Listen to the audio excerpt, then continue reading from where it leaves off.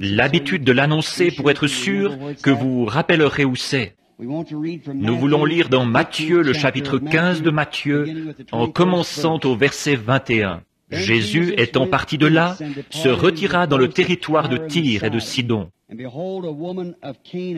Et voici, une femme cananéenne qui venait de ces contrées lui cria, « Aie pitié de moi, Seigneur, fils de David. Ma fille est cruellement tourmentée par le démon. » Il ne lui répondit pas un mot. Et ses disciples s'approchèrent et lui dirent avec instance, « Renvoie-la, car elle crie derrière nous. » Il répondit, « Je n'ai été envoyé qu'aux brebis perdues de la maison d'Israël. » Mais elle vint se prosterner devant lui, disant, « Seigneur, secours-moi. » Il répondit, « Il n'est pas bien de prendre le pain des enfants et de le jeter aux petits chiens. » « Oui, Seigneur, dit-elle, mais les petits chiens mangent les miettes qui tombent de la table de leur maître. » Alors Jésus lui dit, « Femme, ta foi est grande, qu'il te soit fait comme tu veux. » Et à l'heure même, sa fille fut guérie. Courbons la tête maintenant pour prier. Je me demande ce soir, alors que nos têtes et nos cœurs sont courbés, s'il y aurait ici quelqu'un qui voudrait qu'on pense à lui en prière. Voulez-vous simplement le faire savoir en levant les mains vers Dieu pour dire, « J'ai un besoin, Seigneur, je te prie de m'aider. » Que le Seigneur vous bénisse.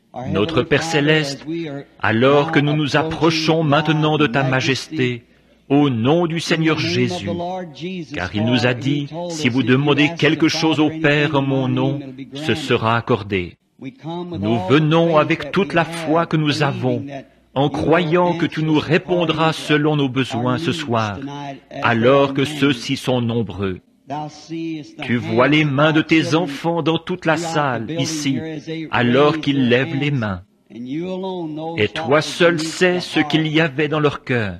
Je te prie d'y répondre, Père, ce soir, et que tout désir qu'ils ont leur soit accordé aujourd'hui. Nous prions pour ceux qui ne sont pas sauvés et qui ne te connaissent pas comme leur Sauveur.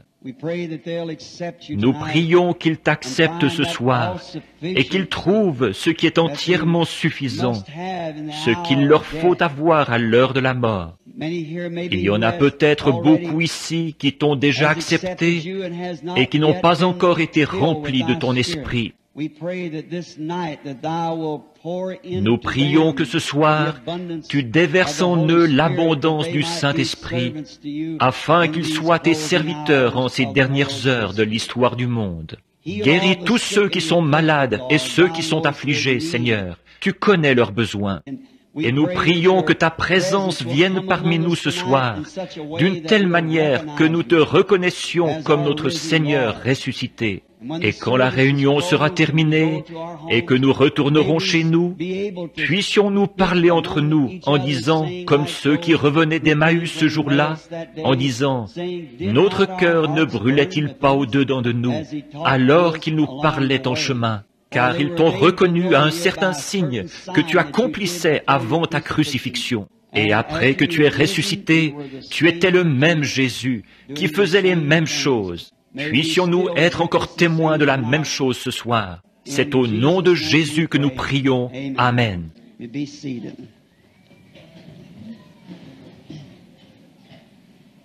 Vous pouvez vous asseoir. J'ai passé tout le temps que j'avais hier soir sur le thème de « Nous voudrions voir Jésus ».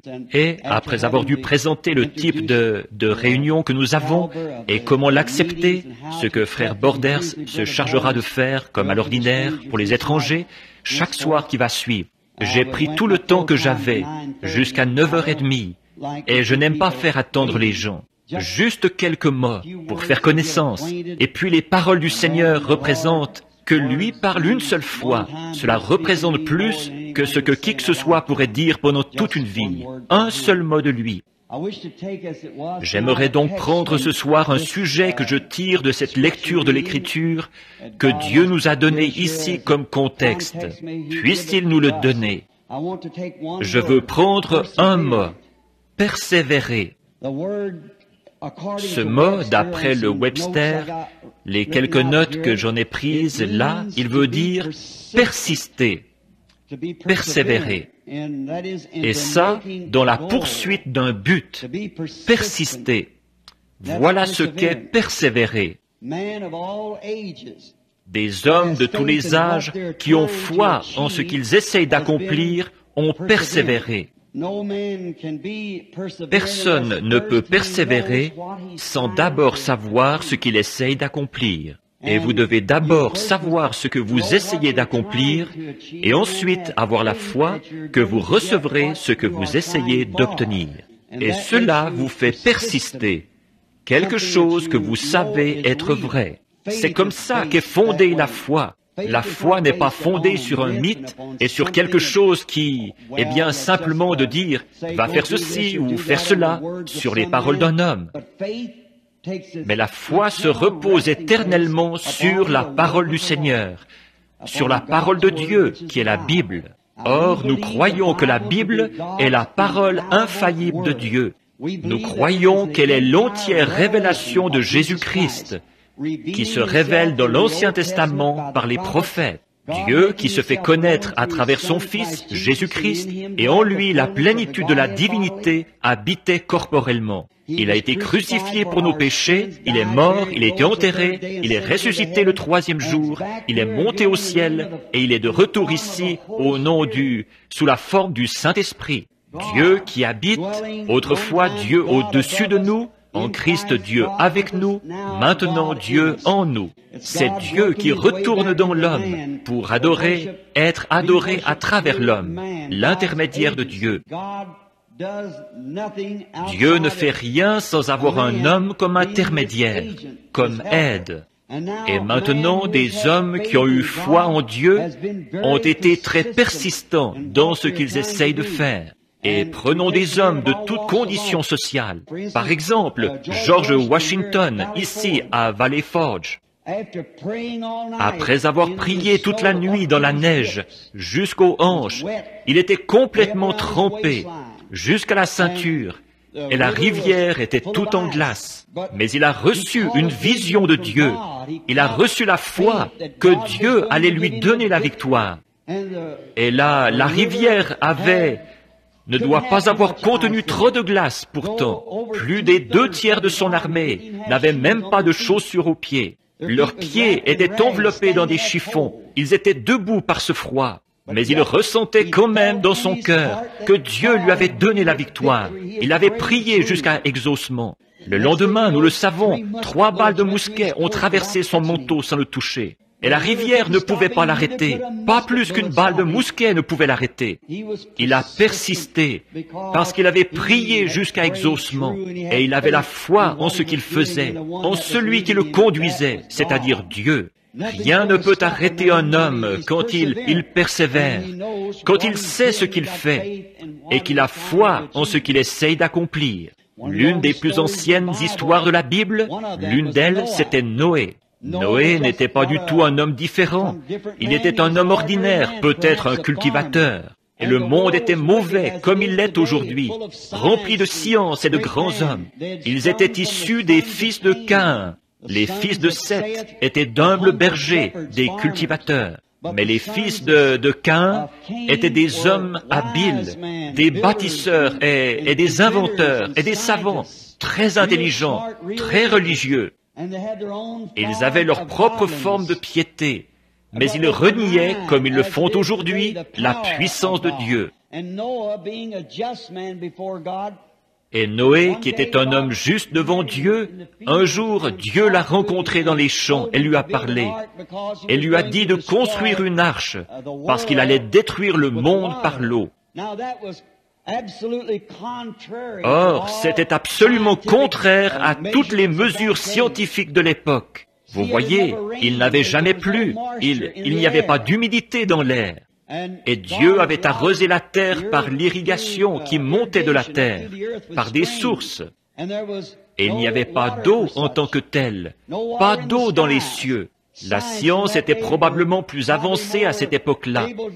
Ils en ont réalisé plus qu'ils ne sont capables d'en expliquer aujourd'hui. Ils ont construit les pyramides en Égypte, les sphinx. Ils ne pourraient jamais reconstruire ça. Ces pierres à une telle hauteur, nous n'avons rien qui puisse les élever jusque-là, ni de puissance pour soulever ça.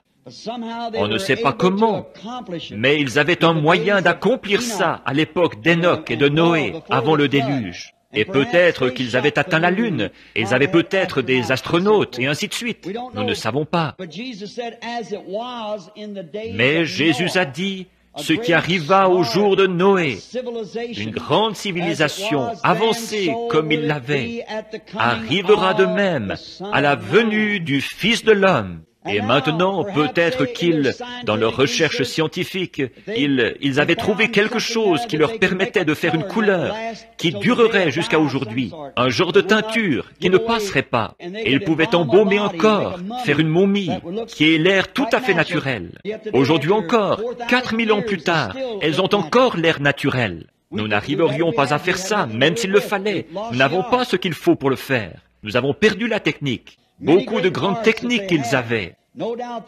Sans doute avaient-ils des instruments qui prouvaient qu'il n'y avait pas d'eau dans l'air. Et cet homme qui arrive en s'opposant à la science et qui dit que de l'eau va sortir des cieux. Maintenant, la science pouvait prendre un instrument et le faire monter en l'air et dire « Regarde ici, Noé, lis cet instrument.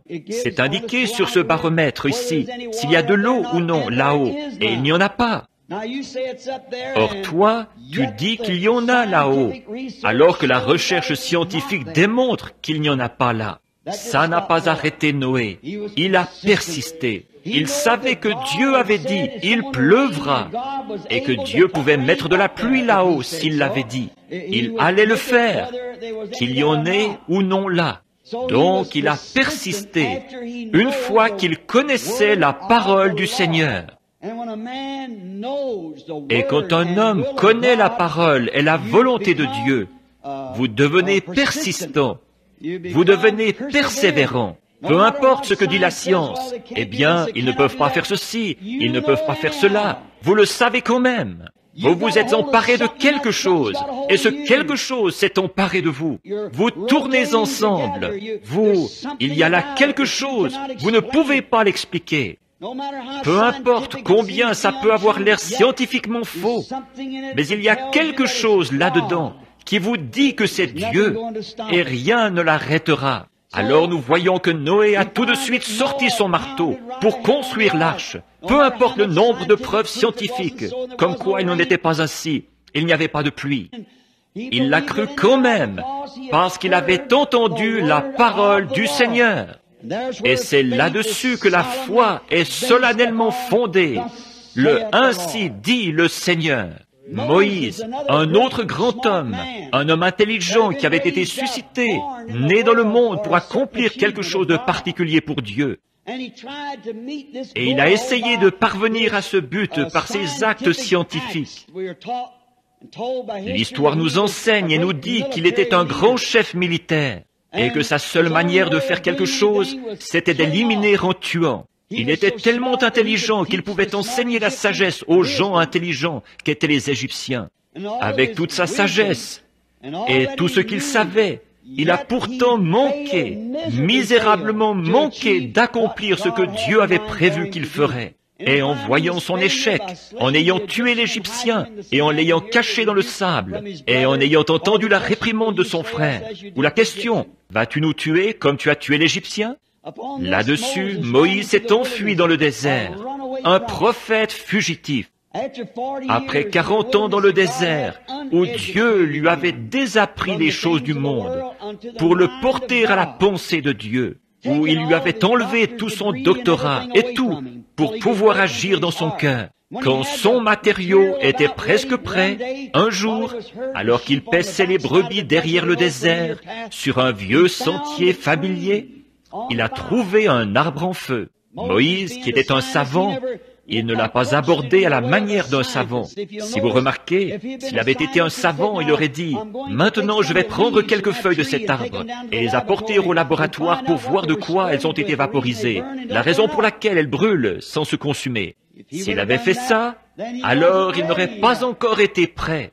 Mais ce qu'il a fait, c'est qu'il s'en est approché et qu'il a ôté ses souliers. Il s'est mis à genoux et il s'est mis à lui parler, parce qu'il savait qu'il était surnaturel. De là est venue la parole de Dieu qui disait, « J'ai entendu les gémissements de mon peuple, et je me souviens de ma parole. Je t'envoie là-bas pour les délivrer. » Maintenant, quelquefois, sur le sentier du devoir, Dieu appelle son homme à faire des choses qui paraissent absolument ridicules à l'esprit naturel. Il leur fait faire quelque chose qu'on va complètement tourner en dérision.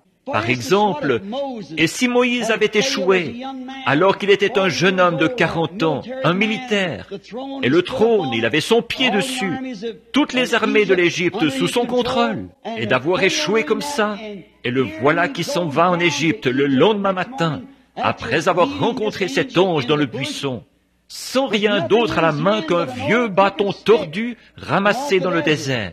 Et sa femme assise sur un mulet, avec Gershom sur la hanche, lui la barbe blanche qui descendait très bas, peut-être jusqu'à la taille. Il avait 80 ans, sa tête chauve qui luisait au soleil, et un bâton à la main, les yeux fixés sur le ciel, et le sourire aux lèvres. Quelqu'un aurait pu dire, « Moïse, où vas-tu » Il a dit, « Je m'en vais en Égypte, prendre le contrôle. » Alors qu'il n'y était pas arrivé avec une armée, comment va-t-il y arriver avec un bâton tordu ? Oh, mon vieux, tu as perdu la raison, tu as perdu la tête. C'était une invasion par un seul homme.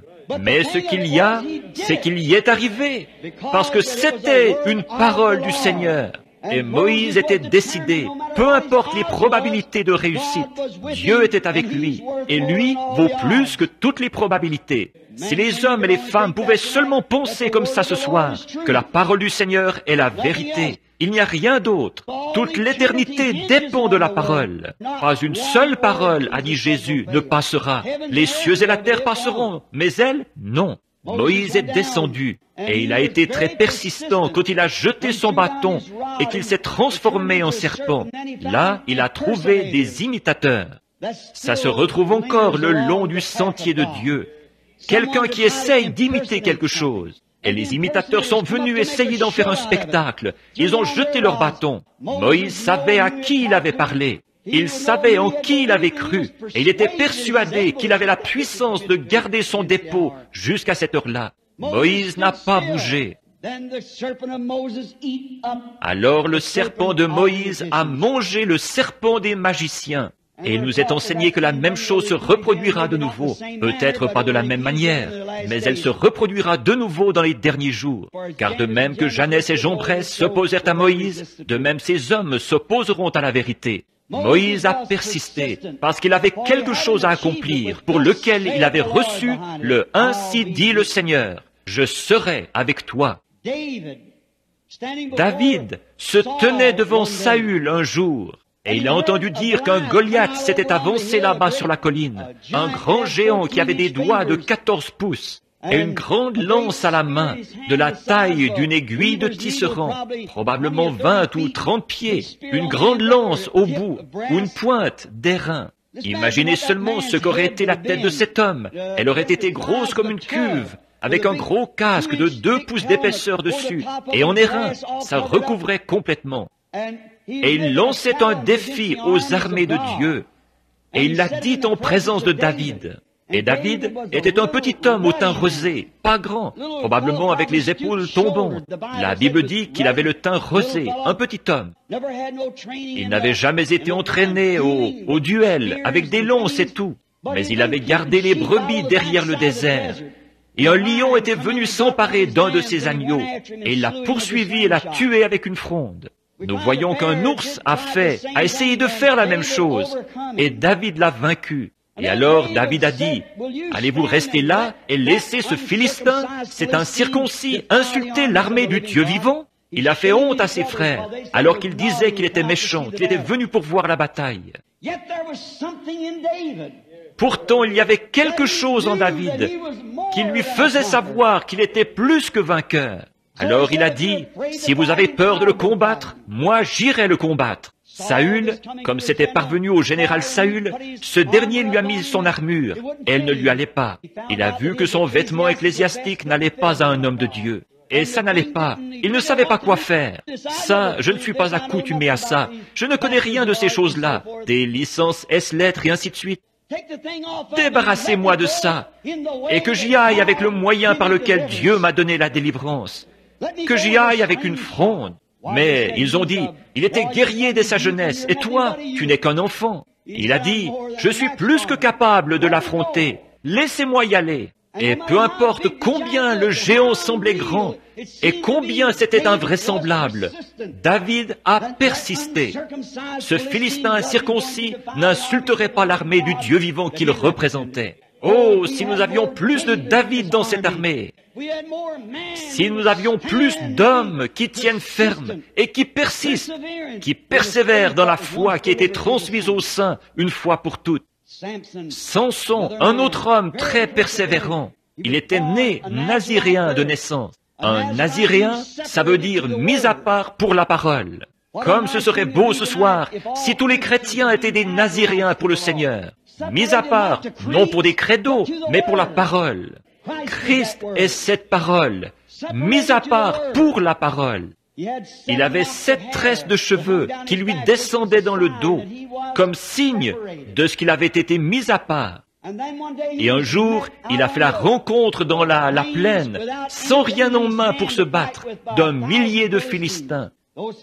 Ces Philistins étaient comme un mur d'airain, des gros casques lourds sur la tête, des grosses armures sur le devant, et des boucliers, des protections, et ainsi de suite sur eux, pour faire dévier toutes les balles. Probablement que le casque avait un pouce d'épais sur leur tête.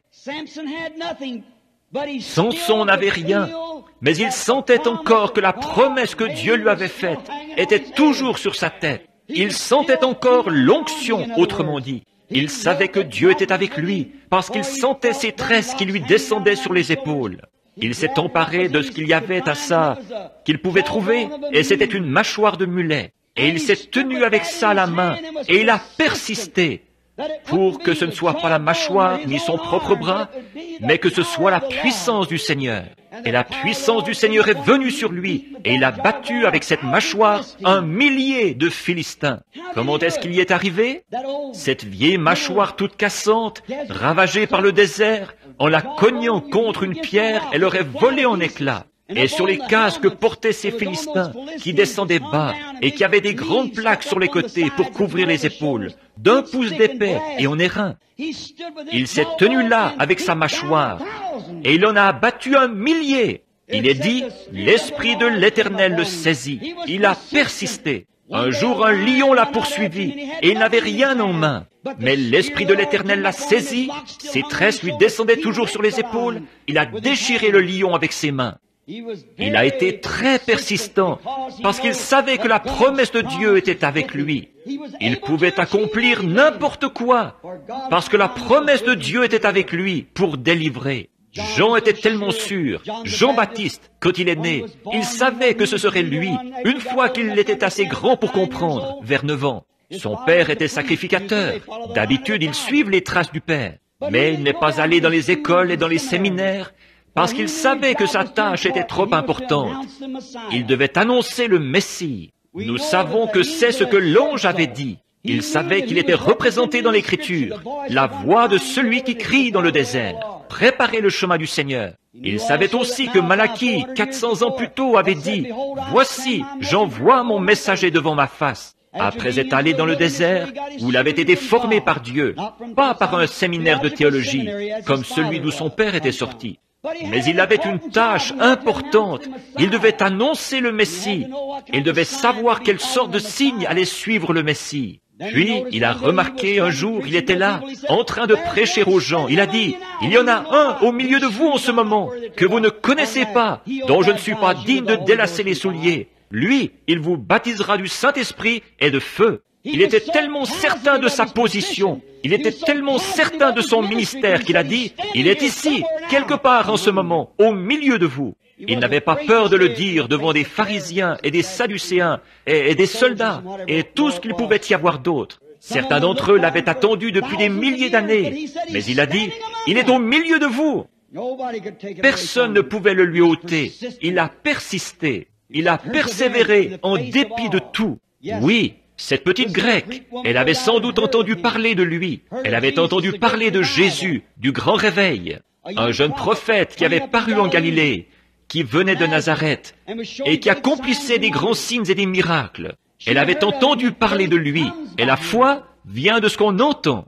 Cette syrophénicienne qui était grecque, la foi trouve des sources que d'autres ne voient pas. Quand elle a entendu, elle a cru. Elle avait peut-être entendu parler de la fille d'un voisin qui avait été guérie de l'épilepsie. C'est ce que l'enfant avait.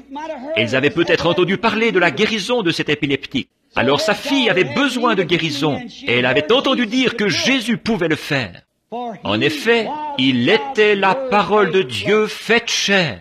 Jean 1, au commencement était la parole, et la parole était avec Dieu, et la parole était Dieu, et la parole a été faite chair, et elle a habité parmi nous, le même hier, aujourd'hui et pour toujours.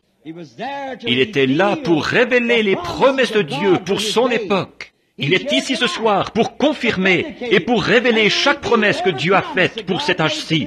Il est ici pour le faire. Il était là à l'époque des prophètes. Il était en Moïse, il était en David, il était en Élie, il était dans tous les autres pour révéler la promesse de Dieu de cet âge-là.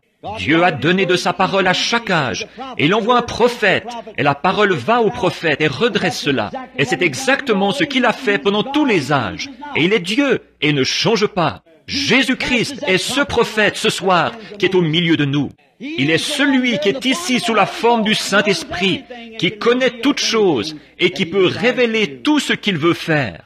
Elle a cru ceci, peu importe combien les gens ne le croyaient pas. La foi trouve une source dont les autres ne savent rien. Quand un homme a foi en Dieu, il s'est emparé de quelque chose. Il ne peut pas l'expliquer. C'est quelque chose dont il s'est emparé. Il ne peut pas le pousser ou le bousculer ou le tirer. Il faut que lui le fasse. Voilà comment est la foi. Quand un homme a vraiment foi en Dieu, elle trouve cette source que les autres ne voient pas. Sa parole est une épée. La Bible l'a dit. Si vous voulez une référence pour ça, c'est Hébreux 4:12, comme j'ai noté le passage. La Bible dit, la parole de Dieu est plus tranchante qu'une épée à 2 tranchants. Cette épée doit être tenue par une main de foi. Une main de théologie ne fera pas l'affaire. Il faut prendre une main de foi, entraînée aux choses spirituelles, qui connaît Dieu. Et puis, je pourrais dire ceci. D'après vous, comment Jésus pouvait-il regarder son auditoire et connaître leurs pensées? Parce qu'il était la parole. Citons le reste de la parole ici. Plus tranchante qu'une épée à 2 tranchants. Elle juge les sentiments et les pensées du cœur. Il était la parole. C'est la raison pour laquelle il pouvait discerner les pensées qu'il y avait dans leur cœur. Hier soir, comme nous avons pris, ce qui arriva au jour de Sodome, en montrant cet homme qui se tenait là, qui a mangé la chair d'un veau, qui a bu du lait de la vache, qui a mangé du beurre et du pain, qui était là en train de manger, avec sur lui des vêtements comme vous et moi, le dos tourné à la tente. Et il a su à quoi Sarah pensait dans la tente. Pas étonnant qu'Abraham l'ait appelé Elohim, celui qui est entièrement suffisant, celui qui existe par lui-même, Elohim. Jésus a dit, ce qui arriva au jour de Sodome arrivera de même, au retour du Fils de l'homme. Ce sera pareil. Au jour, avez-vous remarqué, à Sodome, là, il est dit dans Luc 17:15, il est dit que quand les jours de Sodome, il en sera de même à la venue du Fils de l'homme, quand le Fils de l'homme sera révélé. Au jour où le Fils de l'homme sera révélé, comme il l'a été à Sodome, la même chose se produira. Nous voyons que le feu est prêt, les nations sont prêtes, les évangélistes sont allés à leur place, et que chaque don est placé comme il faut. Pas étonnant que nous devrions persister, pas étonnant que nous devrions persévérer. Nous avons un but à atteindre pour Dieu, c'est-à-dire d'appeler l'épouse de Jésus-Christ à sortir de toutes les dénominations, de tous les peuples, un peuple mis à part pour Dieu. Cette Grecque avait entendu ces mots, elle y avait cru. Elle a eu beaucoup d'entraves, mais sa foi n'en avait pas. La foi ne connaît aucune entrave. Sa foi n'avait pas d'entrave. Elle en a eu, mais sa foi, elle n'en avait pas. Vous pouvez avoir des entraves, mais si vous avez la foi, celle-ci ne connaît aucune défaite. Elle est positive. Regardons quelques-unes des entraves qu'elle a eues, un petit instant. Certains d'entre eux ont peut-être dit, « Rappelle-toi, tu es d'une autre race. Tu es grecque, syrophénicienne d'origine. » Lui, il est juif. Autrement dit, aujourd'hui on dirait, ce n'est pas votre dénomination qui a ces réunions de réveil. Ça ne change rien, que ce soit votre dénomination ou pas. Cette femme ne s'occupait pas de savoir quelle dénomination c'était. Elle était un être humain qui avait été créé par Dieu, et elle avait un besoin, et elle avait la foi, et elle allait l'obtenir. Que sa dénomination collabore ou non, ça ne changeait rien pour elle. Elle s'est mise en route. Peut-être qu'un autre critique l'a rencontrée en chemin et lui a dit, « Mais les jours des miracles sont passés. Nous n'avons plus de miracles. » C'était peut-être un juif, une fois qu'elle était entrée, qu'elle était dans ce pays où Jésus était, de l'autre côté, en Galilée. Les jours des miracles sont passés, ça n'existe pas. Elle a quand même persisté, elle a persévéré. La barrière de la dénomination ne l'a pas arrêtée, pas plus que tous ceux qui disaient que les jours des miracles étaient passés. Elle savait que ce n'était pas vrai. D'abord, elle avait quelque chose dans son fort intérieur qui lui disait qu'elle allait obtenir ce qu'elle demandait. Oh, les amis, ce soir, si seulement vous pouviez saisir ça dans votre cœur, que Dieu est ici pour vous donner ce que votre cœur désire. Si vous remplissez ces conditions, rien ne peut résister. Il y a peut-être un groupe de femmes qui sont venues vers elle et qui ont dit, « Regarde Sœur Lydia » ou son nom là, peu importe ce que c'était. Est-ce que tu comprends que ton mari va te quitter si tu fais ceci? Sans aucun doute, elle aimait son mari, mais elle ne pouvait pas maudire ou bénir ce qu'elle avait en elle. Quelque chose lui faisait savoir. Sa fille se mourait d'épilepsie et il fallait qu'elle parvienne à Jésus. Et quand elle arriverait là, quelque chose allait se produire, mari ou pas. Certains d'entre eux disaient peut-être, « Eh bien, qu'est-ce que tu vas faire de cet enfant malade si ça échoue ?» Mais elle savait que ça n'échouerait pas. Il y avait quelque chose en elle qui lui disait que ça ne pouvait pas échouer. S'il n'a jamais été Dieu, il reste toujours Dieu. Cela ne peut pas échouer. Par conséquent, elle a persévéré de plus belle. Et puis, certains d'entre eux disaient peut-être, « Le cercle auquel tu appartiens dans la société, ils vont se moquer de toi. Qu'ils se moquent ou pas, pour elle, ça ne changeait rien. Il y avait quelque chose en elle. Elle a persévéré de plus belle. » Certains d'entre eux disaient peut-être, « Tu vas être mise à la porte de ton église. » Mise à la porte ou pas, elle était en route. Quelque chose l'attirait vers Jésus.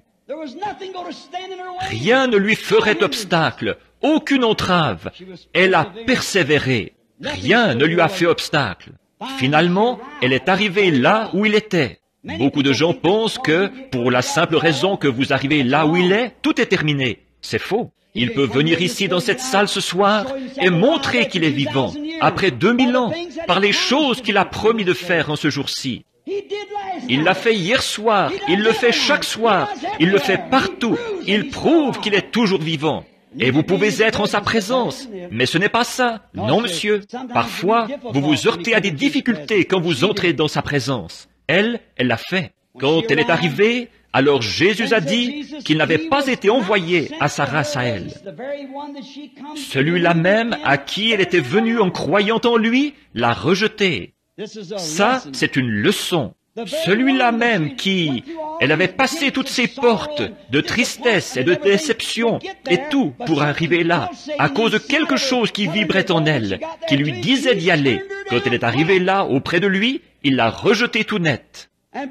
Et en plus, il a dit que sa race à elle n'était qu'une bande de chiens. Il n'est pas bien que je prenne le pain des enfants pour vous le donner, à vous les chiens.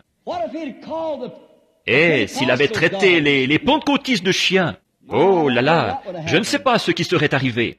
Et s'il avait dit chien méthodiste, chien baptiste, à mon avis, il serait retourné dire au pasteur qu'il avait bien raison après tout, que cet individu-là n'avait rien de bon. Mais si vous vous êtes emparé de quelque chose et que quelque chose s'est emparé de vous, ce sera différent. Je ne suis pas envoyé vers vous, race de chiens. Il n'est pas bien que je prenne le pain des enfants et que je vous le donne. Je n'ai pas été envoyé vers vous. Votre réveil n'est pas, votre cercle ne soutient pas ceci, et je n'ai pas été envoyé vers vous. Et il n'est pas bien que je prenne mon temps pour vous, alors que vous n'êtes que des chiens. Et pourquoi est-ce que je gaspillerais mon temps pour vous? Quelle déception ça aurait été pour une femme qui n'aurait pas eu de foi, qui n'aurait pas été décidée. Oh, si seulement l'Église pouvait voir cela. Mais elle a continué à tenir bon. Elle n'était pas une plante de serre chaude qu'il fallait dorloter, une du genre qu'il faut vaporiser partout, vous savez, pour en éloigner les insectes. Une belle plante en bonne santé, on n'a pas besoin de la vaporiser. Une belle plante en bonne santé, les insectes ne peuvent rien lui faire. Elle est en pleine santé. Et une bonne foi en Dieu, née de nouveau, une authentique vraie foi du Saint-Esprit, rien ne la repoussera. Ce n'est pas possible. Elle persiste. Elle poursuit le but que Dieu lui a promis. Rien ne la repoussera. Elle avance quand même. Oui, elle n'était pas hybride. Aujourd'hui, tout ce qu'on a, c'est hybride. Vous parlez de maïs hybride. Je vois ça sur les panneaux par ici. Ça ne vaut rien. Ça tue les gens. Regardez le Reader's Digest. Il dit que si les femmes continuent à en manger, ce qui va arriver, c'est qu'elles n'auront plus de bébés d'ici 20 ans. Elles ne pourront plus donner naissance à leurs enfants. Ça démolit au point que le cancer s'installe. Oh, toute la chose est rongée par les vers. Ça donne certainement le coup fatal à la science sur l'évolution. Jésus a dit, Dieu a dit au commencement, que chaque semence produise selon son espèce. Prenez du maïs hybride et hybridez-le et plantez-le. Plantez la même semence l'année suivante. Vous n'aurez rien. Vous avez un grain qui semble plus beau, mais vous n'avez rien. Ils ont hybridé tout ce qu'il y a au monde. Prenez un mulet ou prenez un âne et hybridez-le avec une jument. Ça vous donne un mulet. Mais ce mulet ne peut pas se reproduire à son tour. C'est la chose la plus ignorante qu'il y ait sur terre. J'en ai conduit toute ma vie ici. Il attendra jusqu'à la toute dernière minute de sa vie pour vous donner une ruade. Il ne sait rien. Vous ne pouvez rien lui apprendre. Vous lui parlez, il est exactement comme beaucoup de soi-disant chrétiens aux longues oreilles. Ils braient. Et ils ne savent même pas pourquoi ils braient. Les jours des miracles sont passés. La guérison, ça n'existe pas. Mais prenez un beau, il ne sait pas d'où il vient, il ne sait pas qui sont papa et maman.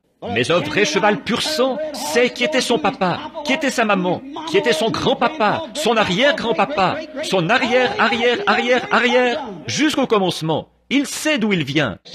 De même, un authentique chrétien né de nouveau sait d'où il vient. Son origine ne remonte pas à John Wesley, à Luther ou à quelqu'un d'autre. Cela a commencé le jour de la Pentecôte, quand Dieu lui-même est venu parmi son peuple. Et il est la parole manifestée. Vous pouvez lui dire la parole et il dira « Amen ». L'autre dira « Ça, je ne sais pas ». Vous voyez cet âne, cet hybride ? Vous voyez, il ne sait pas où il va, il ne sait pas d'où il vient, il est bien mal en point. Cette femme n'était pas de ce genre-là. Elle n'était pas une plante hybride. Elle s'était emparée de quelque chose. On n'avait pas besoin de la dorloter, de la vaporiser et de dire « Écoute ma chérie, s'il te plaît, là, je t'en supplie, tu devrais venir. » Non, monsieur, personne. Tout essayait de lui faire obstacle. Un vrai chrétien combat pour sa place. Il doit se tenir seul, lui et Dieu. Et il combat pour chaque pouce de terrain. Alors, on n'a pas besoin de les dorloter. Voilà ce qui ne va pas dans l'église pentecôtiste aujourd'hui. On a des bébés pentecôtistes qu'on a sans cesse aspergés et sur qui on a vaporisé ceci, cela et autre chose, au point que c'est devenu un tas d'hybrides. Ce dont nous avons besoin aujourd'hui, c'est d'un grand ménage, de la chair jusqu'au concierge, et de recommencer, et de faire naître de la vraie foi chez les gens. Oui, non, elle n'était pas hybride, comme l'est une prétendue moisson de croyants aujourd'hui. Qu'est-ce qu'elle a fait? Elle a admis qu'il avait raison. La parole et la foi admettent toujours que la parole a raison. Amen. Si votre foi ne dit pas Amen à chaque mot de la parole de Dieu, alors il y a quelque chose qui ne va pas dans votre expérience. La Bible a dit qu'il est le même hier, aujourd'hui et pour toujours. Si elle ne dit pas Amen à cela, alors il y a quelque chose qui ne va pas. Jésus a dit, les œuvres que je fais, vous les ferez aussi. Si elle ne dit pas Amen à cela, alors il y a quelque chose qui ne va pas. Si elle ne dit pas Amen à chaque parole de la promesse de Dieu, alors il y a quelque chose qui ne va pas. Elle a admis qu'il avait raison. Elle a admis qu'elle n'était rien d'autre qu'un chien. Mais elle voulait avoir des miettes. Nous, ce ne serait pas pareil. Oh non. Nous, il faut qu'on nous donne un bon siège. Et s'il ne s'occupe pas de moi le premier soir, je n'y retournerai pas le soir d'après. Mais vous voyez, oh, elle était bien différente. Repoussée et rebutée, rembarrée, envoyée promener, peu importe, elle était décidée. Elle a persisté, persévéré. Quelque chose à l'intérieur d'elle lui disait qu'elle allait l'obtenir. Peu importe combien de temps elle devrait attendre, ce qu'elle devrait traverser, elle allait l'avoir de toute façon. Elle voulait les miettes. Elle ne voulait pas avoir un dîner complet. Elle a dit, les chiens mangent les miettes sous la table du maître. Voilà comment il faut faire. Ne prenez pas le siège élevé, prenez le siège du fond. Ne faites pas, soyez simplement celui qui est tout petit. La façon de monter, c'est de descendre, toujours. Celui qui s'abaisse sera élevé, celui qui s'élève sera abaissé. La façon de monter, c'est de descendre, toujours. Souvenez-vous, elle n'avait jamais vu de miracle. Elle était des nations, mais elle avait la foi. Elle était un peu comme la prostituée Rahab. Elle a dit aux espions, elle n'a pas dit, « Attendez que je vois comment Josué se peigne. Comment? De quoi est-ce que vos généraux ont l'air? Ou quel genre d'épée est-ce qu'ils utilisent? Quels instruments ont-ils? Quelle technique de guerre? » Elle a dit, « J'ai entendu dire que Dieu est avec vous. Cela me suffit. Je veux obtenir miséricorde. » Elle a cru. La foi vient de ce qu'on entend, et ce qu'on entend de la parole de Dieu. Regardez bien, à cause de cette parole, a dit Jésus, parce qu'elle a persisté et qu'elle est venue. Bon, en premier, elle l'a appelé fils de David. Or, si elle avait, en tant que femme des nations, elle n'avait aucun droit sur lui en tant que fils de David. Mais quand elle a dit Seigneur, il était son Seigneur, mais pas le fils de David pour ça. Elle s'est approchée du don de Dieu comme il faut. Et voilà la seule manière de pouvoir jamais recevoir quoi que ce soit, c'est de s'en approcher comme il faut. Elle était la première personne des nations pour qui un miracle ait jamais été accompli. La foi admet que la parole a raison. Elle se fait humble et respectueuse. Et c'est la même chose aujourd'hui. Elle est prête à se contenter de n'importe quoi, n'importe où, pourvu que j'y arrive. Avez-vous déjà remarqué que Marthe, en présence de Jésus, elle a eu de la persévérance? Marthe, quand elle est sortie, même si elle avait un frère qui l'aimait, même si elle avait ouvert sa maison et qu'elle avait quitté l'église, et ainsi de suite, et que Lazare et lui étaient amis, et Lazare était mort dans la tombe, elle y était depuis 4 jours, il se décomposait déjà. Le nez s'était affaissé, la chair se défaisait de ses os, il était mort. Je parlais à une femme qui est d'une autre foi, qui ne croit pas qu'il ait été plus qu'un simple prophète ou un homme bon. J'admets qu'il était prophète, seulement il était plus qu'un prophète. Il était le Dieu des prophètes. Il était tout ce qu'étaient les prophètes. C'était en lui, plus Dieu. Et tout ça ensemble, c'était lui. En chemin, un soir, elle m'a dit, « Si je vous prouve, Monsieur Branham », elle disait, « Je ne trouve qu'un seul défaut à votre message. » J'ai dit, « J'espère que le Seigneur aussi, qu'il n'y a qu'un seul défaut qu'il trouve en moi. » Elle a dit, « Vous faites trop de cas de Jésus. » Elle a dit, « Vous le faites Dieu. » J'ai dit, « Il était Dieu. S'il n'était pas Dieu, il a été le pire séducteur que le monde ait jamais eu. » Elle a dit, « Vous le rendez divin. » J'ai dit, « Il était divin. » Oh, elle a dit, il était un homme bon. J'ai dit, il était plus qu'un homme bon, il était Dieu, il était réellement divin. Elle a dit, je vais vous prouver par votre propre Bible qu'il n'était pas divin. J'ai dit, comment pouvez-vous le faire? Elle a dit, dans Jean au chapitre 11, quand Jésus est allé à la tombe pour ressusciter Lazare, la Bible dit qu'il pleura. Et j'ai dit, est-ce là votre référence biblique? J'ai dit, oui. J'ai dit, vous échouez. Elle a dit, comment pouvait-il être divin et pleurer? J'ai dit, il était à la fois homme et Dieu. C'était un homme qui pleurait, certainement. J'admets que c'était un homme qui pleurait. Mais quand il s'est tenu près de la tombe, qu'il a redressé son petit corps frêle, et qu'il a dit, Lazare, sors! Et qu'un homme qui était mort depuis 4 jours s'est levé sur ses pieds et a repris vie, c'était plus qu'un homme. Oui, monsieur. La corruption a reconnu son maître. L'âme a reconnu son créateur. Et il était à 4 jours de voyage quelque part. Je ne sais pas où, vous non plus. Mais, quoi qu'il en soit, quand il a parlé, il est sorti. Amen.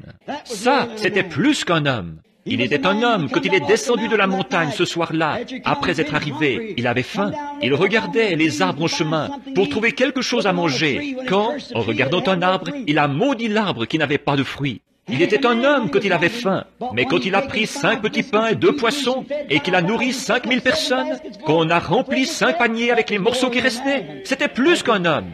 C'est ça. Il était un homme quand il était couché là sur l'eau ce soir-là, à l'arrière d'un bateau. De la vertu était sortie de lui toute la journée, alors qu'il prêchait et qu'il guérissait les malades. De la vertu était sortie de lui, à cause des gens, alors qu'il discernait les pensées de leur cœur. Et 10 000 démons de la mer avaient juré de le noyer ce soir-là. Le petit bateau était là comme un bouchon de liège, agité dans tous les sens. Le diable disait, « Je l'ai maintenant ». Et il semblait que tout était fini. Mais une fois qu'il s'est levé, qu'il est monté et qu'il a posé le pied sur le bastingage du bateau et qu'il a levé les yeux et qu'il a dit « Silence, tais-toi » et que les vents et les vagues lui ont obéi, c'était plus qu'un homme, c'était Dieu. Il était un homme quand il a imploré miséricorde sur la croix, c'est vrai. Quand il a crié pour qu'on lui donne à boire et qu'ils lui ont donné du vinaigre, c'était un homme. Quand il est mort, sanglant, pleurant, crucifié, cloué à une croix, il était un homme. Mais le matin de Pâques, quand il a rompu les sceaux de la tombe et qu'il est ressuscité et qu'il a dit « Je suis celui qui était mort et qui est vivant au siècle des siècles », c'était plus qu'un homme. C'était Dieu dans un homme, son Fils. Pas étonnant que Marthe, qui comprenait cela, ait persévéré en présence de Jésus. Elle a dit, « Si tu avais été ici, mon frère ne serait pas mort. Mais maintenant même, tout ce que tu demanderas à Dieu, Dieu te l'accordera. » Oh, si seulement nous pouvions avoir ces paroles dans nos cœurs ce soir. Je sais que je suis dans un fauteuil roulant. Je sais que j'ai le cancer. J'ai des problèmes de cœur, quoi que ce soit. Je sais que le médecin dit que la fin de mes jours est proche. Mais maintenant même, Seigneur, tout ce que vous demandez à Dieu, il le fera. Il est assis à la droite de sa majesté pour intercéder sur notre confession. Persistez simplement autant que Marthe. Il semblait qu'il l'avait rejeté. Elle l'avait envoyé chercher et il n'y était pas allé. Elle avait de nouveau envoyé quelqu'un. Elle n'y était pas allée. Finalement, après qu'il était enterré depuis 4 jours, le voici. Mais elle a continué à persister. Elle s'était emparée de quelque chose. Elle avait vu ses œuvres. Elle savait que c'était Dieu. Elle le savait. Elle a persisté. Elle a reçu ce qu'elle avait demandé. La Sunamite, en présence d'Élie, elle a persisté. Oh, le bébé était mort et étendu sur son lit. Et Élie a essayé de prendre un bâton oint et de l'envoyer par Géasi pour le faire poser sur l'enfant. Mais elle, sa foi n'était pas dans le bâton, elle était dans le prophète. Elle savait que Dieu était dans ce prophète, parce qu'elle avait vu s'accomplir les paroles qu'il avait dites. Il était un prophète confirmé. Elle savait que ce qu'il disait venait de Dieu. Et elle a dit, « Ton âme est vivante, je ne te quitterai pas jusqu'à ce que je sache pourquoi. » Et elle est restée avec lui. Elle a persisté jusqu'à ce qu'elle obtienne ce qu'elle demandait. Ça me rappelle, ici il n'y a pas longtemps, une petite femme qui venait de la Californie, quand j'habitais encore à Jeffersonville, il y a 3 ou 4 ans de ça. Elle avait une tumeur, et la tumeur à elle seule pesait 50 livres. Ils avaient dû la porter pour la faire rentrer dans la salle, la faire asseoir au fond. Elle savait que j'allais être là ce soir-là. Elle pensait que j'allais prier pour les malades, mais j'étais seulement venu pour parler à l'auditoire, peut-être à peu près autant que nous en avons ici ce soir. Après que j'ai eu fini de parler, quelques-uns lui avaient dit, « Il ne prie pas pour les malades ce soir. » Mais elle voulait qu'on prie pour elle. Elle l'a dit dans son cœur et elle a cru. Elle avait été dans une réunion auparavant et elle avait dit, « Je crois que si Frère Branham priait pour moi, je serais guéri. » Et ce soir-là, 2 ou 3 diacres l'ont transportée. Elles sont sorties sur le côté de la mer du bâtiment. Ils sont allés derrière, ils l'ont déposée à la porte. Je sortais avec Billy Paul par l'arrière. Elle m'a attrapé par la jambe de pantalon, comme ça. Elle a dit, « Frère Branham, elle a dit, j'ai toujours cru que si vous le demandiez à Dieu, Dieu me guérirait. » J'ai posé la main sur elle, j'ai dit, « Alors sœur, qu'il vous soit fait selon votre foi. » Quelques mois plus tard, je la rencontre dans une réunion là-bas. Elle était là, avec une taille parfaite. La tumeur de 50 livres était partie. Elle a dit, j'emmènerai n'importe quelle femme ici dans le vestiaire et qu'elle voie si j'ai une cicatrice quelque part. Voici la photo de ce que j'étais. Qu'est-ce que c'était? Qu'on prie pour les malades ou non, elle a persisté. Elle était venue de la Californie pour être guérie. Et elle ne retournerait pas autrement que guérie. Elle a persisté. Je me souviens d'avoir été appelé au chevet d'un garçon qui se mourait, ici il y a quelques années, de la diphtérie noire. Et il ne voulait pas me laisser rentrer parce que j'avais des enfants. Le docteur a dit, « Vous ne pouvez pas entrer là, vous êtes un homme marié. » Je savais qu'il était catholique, alors j'ai dit, si ce garçon était catholique, est-ce que vous laisseriez entrer le prêtre? Il a dit, oui, mais lui n'est pas marié. J'ai dit, il visite les enfants et tout. Il a dit, ce n'est pas la question, monsieur Branham. J'ai dit, vous laisseriez entrer un prêtre pour lui donner les derniers sacrements. Là, ce sont les derniers sacrements. Ce garçon est en train de mourir. Laissez-moi aller le voir. Eh bien, j'ai fini par le convaincre. Et il m'a déguisé comme quelqu'un du Ku Klux Klan ou quelque chose, toutes sortes de choses sur moi. Et la brave mère et le brave père se tenaient là. J'avais quitté une réunion. Et là, la brave mère et le brave père avaient dit, « Si vous venez prier, mon enfant vivra. » Le garçon avait environ 17, 18 ans. Il avait un cardiogramme, un genre de machine là. Il était inconscient depuis 2 ou 3 jours et il n'avait connaissance de rien. La mère et le père m'ont reçu quand je suis entré. Je me suis agenouillé et j'ai prié une simple petite prière de foi. J'ai dit, « Monsieur, croyez-vous en Dieu ?»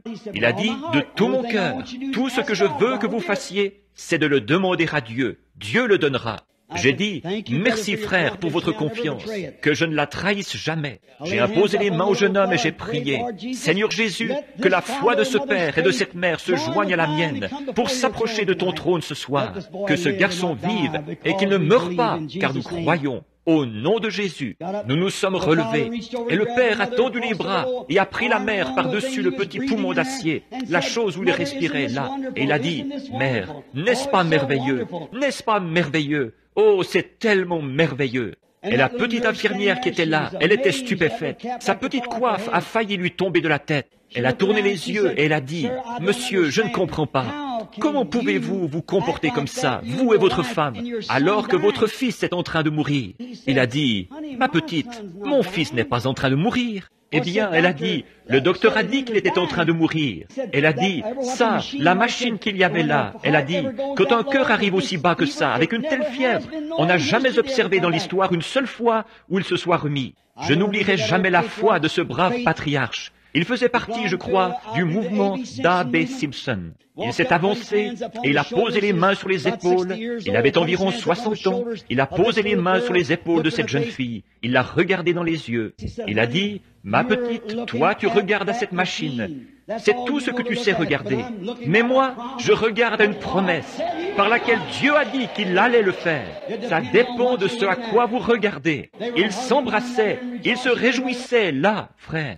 Et il est marié et missionnaire en Afrique maintenant avec 2 enfants. Pourquoi? Parce qu'un père et une mère ont pu tenir bon à l'heure la plus sombre. Persistez. Oui, monsieur. Persistez, ayez foi en Dieu. Le petit Miché, en présence de tous ses prophètes, ces 400 prophètes formés, il a persisté.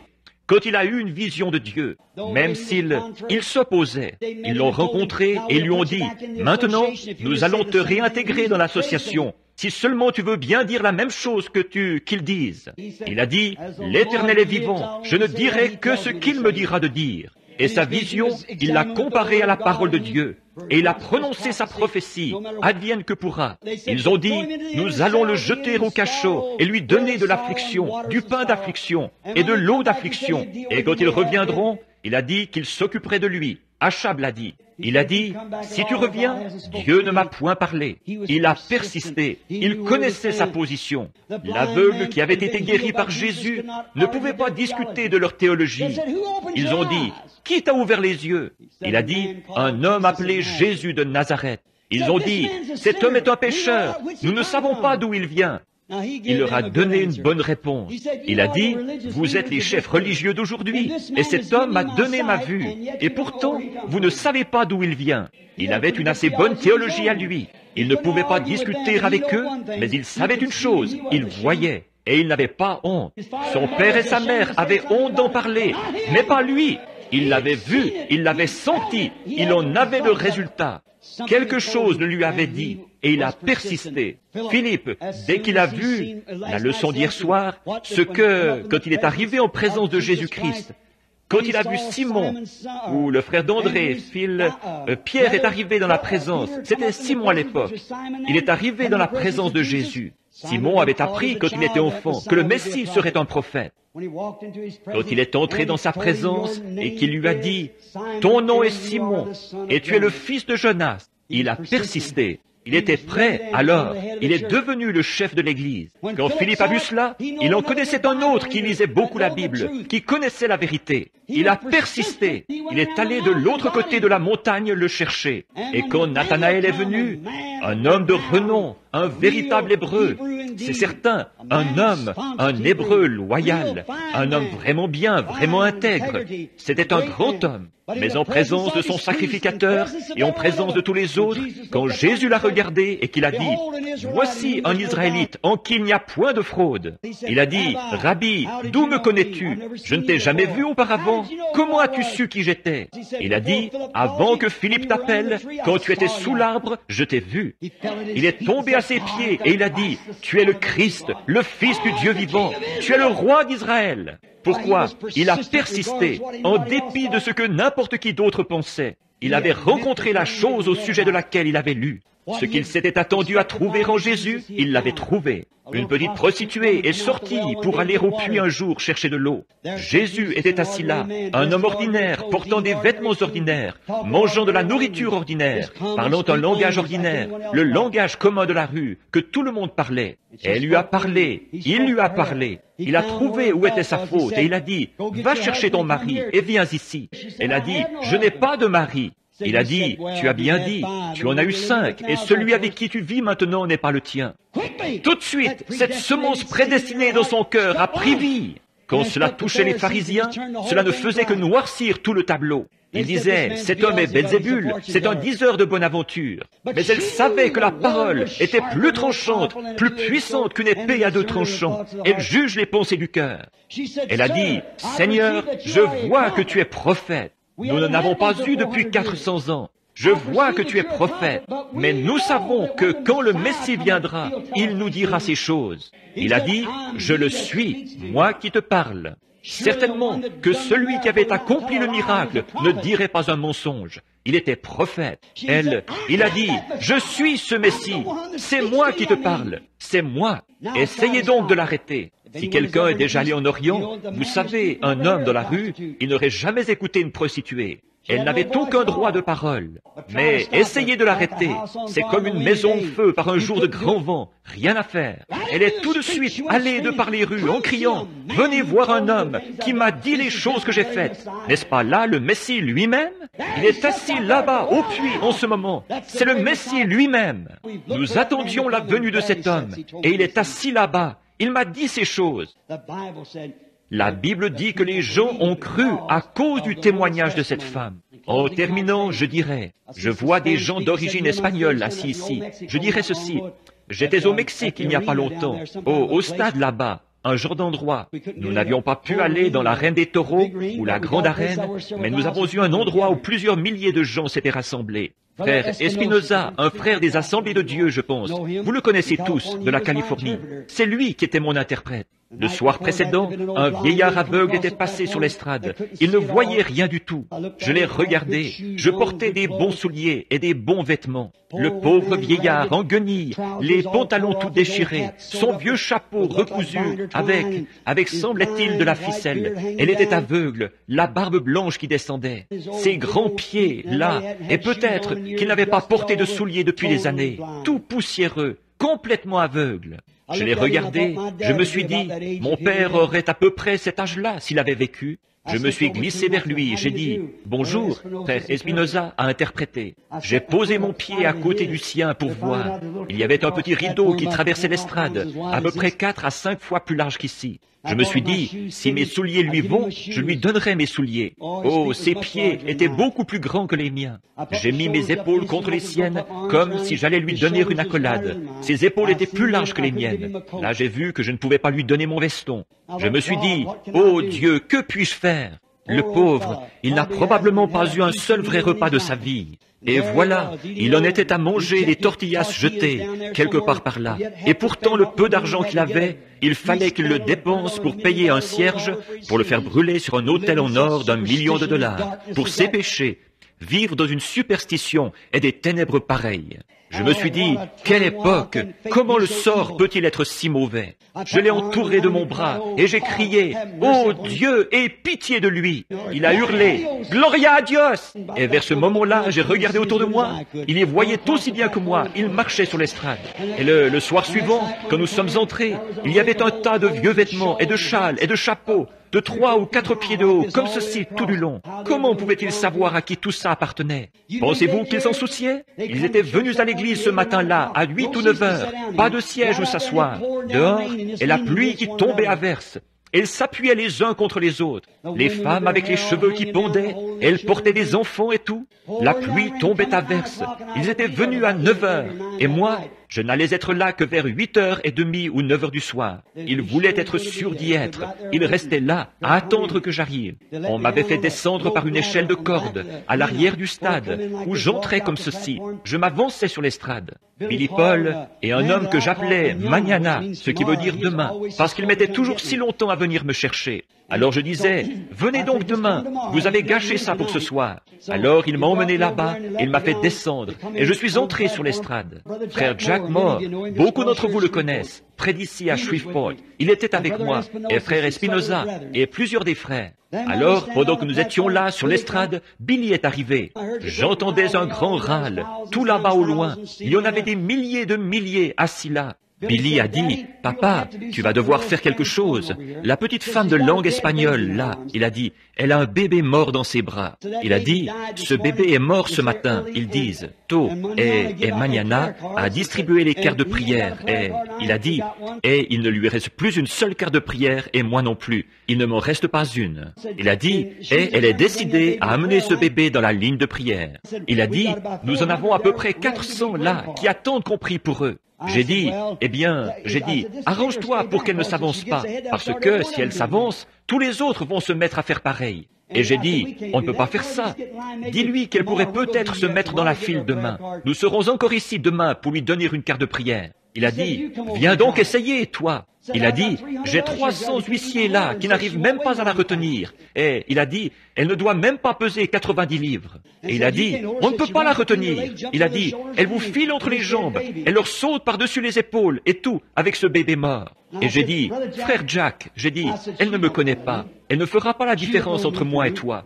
Vas-y et prie pour le bébé. Et comme ça, ce sera réglé. Et j'ai dit, le bébé est mort? Il a dit oui. J'ai dit, je parlais de ce que la foi est la substance des choses qu'on espère. Et je parlais, et frère Espinoza a commencé à parler. Il me suivait comme je parlais. Frère Jack allait descendre prier pour le bébé. Et comme je me suis mis à regarder, je regardais devant moi, là. Il y avait là un petit bébé mexicain, sans dents, tellement il était jeune. Il souriait en me regardant, une vision. J'ai dit, attends une minute, frère Jack, amène le bébé ici. Alors, ils ont ouvert le chemin. Voilà la petite femme qui arrive, le chapelet aux mains. Elle se jette à terre en hurlant, Padre. Et je l'ai relevée, j'ai dit, ne faites pas ça. Elle avait une petite couverture rayée bleu et blanc, un petit bébé raide, à peu près long comme ça, reposait dans ses bras. J'ai dit, demandez-lui quand il est mort. Elle a dit qu'il était mort dans le cabinet du médecin ce matin-là vers 9 heures. Et ça, c'était vers 9h30 ou 10 heures ce soir-là. Et complètement trempée, elle était restée là. Elle avait les cheveux qui pendaient. Une belle petite femme.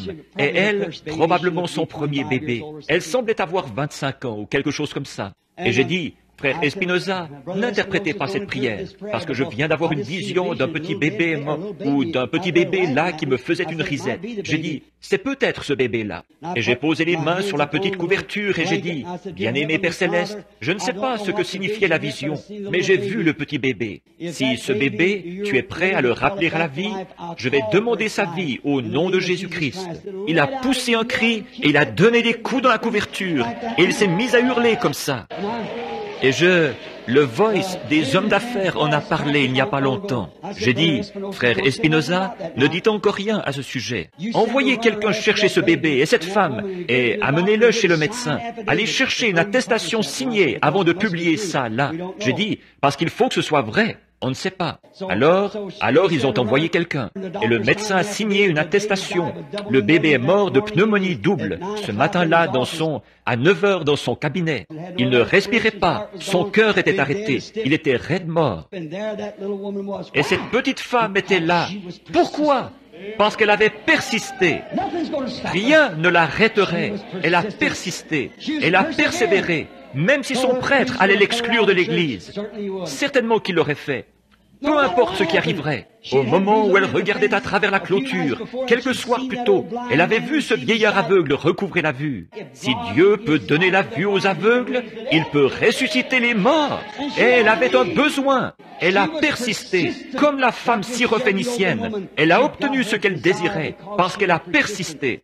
Frères et sœurs, nous sommes dans la présence de Jésus-Christ. Il a dit, là où 2 ou 3 sont assemblés en mon nom, je suis au milieu d'eux. S'ils s'accordent pour demander quoi que ce soit, ils le recevront. Persistons maintenant en présence de Dieu, alors que nous courbons la tête. Notre bienveillant Père Céleste, voilà maintenant 30 et quelques minutes que nous parlons, ou plus, pour ton royaume. Dieu a fait la promesse. Dieu est tenu à sa promesse. Seigneur, souvenons-nous et soyons comme cette petite femme. Persistons. Si Jésus est ici au milieu de nous, alors accrochons-nous à lui jusqu'à ce que nous ayons obtenu ce pourquoi nous sommes venus. S'il y en a ici ce soir qui ne sont pas sauvés, puissent-ils tenir bon jusqu'à ce que la grâce de Dieu qui sauve les ait reçus. S'ils sont ici sans le baptême du Saint-Esprit, puissent-ils être comme cette petite femme, que ni le temps ni rien d'autre ne leur fasse obstacle. Ils vont tenir et persévérer jusqu'à ce que le Saint-Esprit remplisse leur vie de la grâce de Dieu. S'ils sont malades, qu'ils n'abandonnent pas. Puissent-ils tenir comme Jacob, comme il a persévéré. Il a tenu bon et il a dit, « Je ne te laisserai pas aller avant que tu ne m'aies béni. » Cette bénédiction, c'était la vie pour lui, et c'est ce qu'elle est pour nous ce soir. Et la guérison, c'est la vie pour nous, Seigneur. Nous prions que ta présence vienne, afin que nous puissions te saisir, et que tu nous saisisses, comme tu l'as fait avec Jacob, ce prince qui a lutté. Que tu changes nos noms d'avoir été dans un registre d'église ici sur terre, à être dans le livre de vie de l'agneau au ciel. Persévérer, tenir bon, jusqu'à ce que Dieu confirme sa promesse en nous. Nous le demandons en son nom. Seigneur, nous savons qu'un mot de toi fera plus que des millions que quelqu'un d'autre pourrait prononcer. Viens, Seigneur, confirmer ceci, que j'ai dit la vérité. Tu es le même hier, aujourd'hui et pour toujours. Tu es la parole. Tu étais la parole qui était en Noé. Tu es la parole qui était en Moïse. Tu étais la parole qui était en Élie. Tu étais la parole qui était en David. Tu es la parole faite chair et qui est parmi nous ce soir. Tu es ici pour confirmer toutes les promesses que tu as faites pour cette heure-ci. Ce qui arriva au jour de Sodome, toutes ces promesses que tu as faites, tu es ici pour confirmer cela. Accorde-le ce soir, Père. Nous chercherons à te voir ici. Et puis que l'Église s'élève par la foi et qu'elle s'accroche et qu'elle dise « Je persévère, Seigneur. Je resterai ici comme le juge inique à qui la veuve s'accrochait. » Et si ce juge inique, pour se débarrasser de cette femme, lui a donné ce qu'elle désirait, combien plus le Père Céleste le donnera à ceux qu'il veut voir s'accrocher à lui ce soir. Accorde-le. C'est au nom de Jésus que nous prions. Amen. Le Seigneur soit béni. Je veux voir Billy. As-tu distribué des cartes? 200? Quelles sont celles que tu as distribuées aujourd'hui? H? Où est-ce qu'on avait commencé? À 1 hier soir, n'est-ce pas? Commençons ailleurs ce soir. La carte de prière ce soir, c'est H. Ceux qui ont des cartes de prière, tenez-les bien. Vous voyez, nous allons prier pour chacun. Tenez-les bien. Tenez cette carte de prière. Donnez une carte de prière à un homme. Et déjà là, il est guéri à 60%. Voyez? Il sait qu'il va passer dans la ligne, alors il la tient. C'est la raison pour laquelle nous les distribuons. Commençons à partir de, voyons voir, à partir de, disons, 80 ce soir. Commençons à partir de 80, 90, 100. Qui a la carte de prière H? H comme Heaven. H, 80. Levez la main.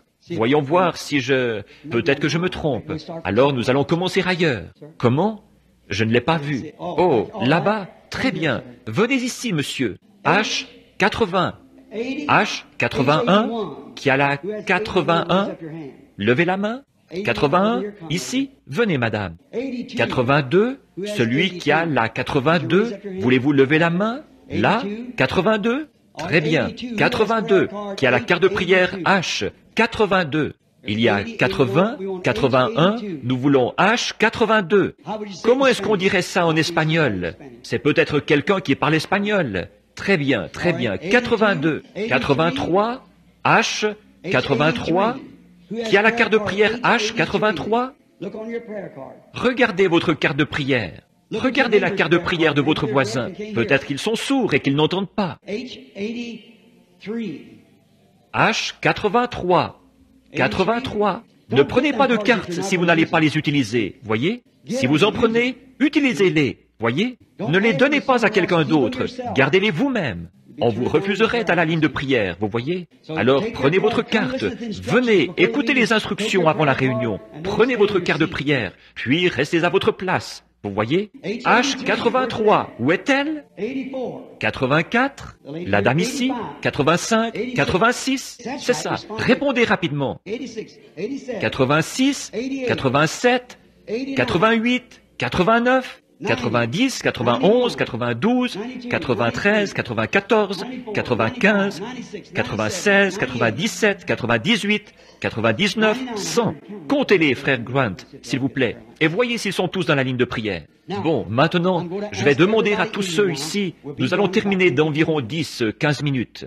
Je vais demander à tous ceux ici qui n'ont pas été appelés de rester à leur place. Soyez bien respectueux, tranquilles. Persistez maintenant. Nous allons vous donner une autre petite histoire. Une fois, il y avait une femme. Jésus avait... Sa renommée s'était répandue là-bas, à Gadara. Et une petite femme est venue, ou pas à Gadara, c'était un autre pays. Et elle avait entendu parler de lui. Elle avait une perte de sang. Elle était venue à la réunion là où Jésus était, au bord de la mer, mais elle n'avait pas réussi à l'atteindre. Alors, elle s'est dit dans son cœur, écoutez, là, dans son cœur, si je peux toucher son vêtement, je serai guéri. Vous vous rappelez l'histoire? Or, elle a réussi à se glisser et à toucher son vêtement. Qu'est-ce qui s'est passé là? Jésus s'est retourné et il a dit, qui m'a touché?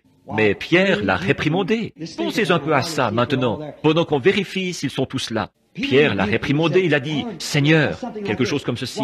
Mais les gens vont se demander si tu as toute ta tête. Il y avait tout le monde là. « Bonjour, Rabbi. Bonjour, prophète.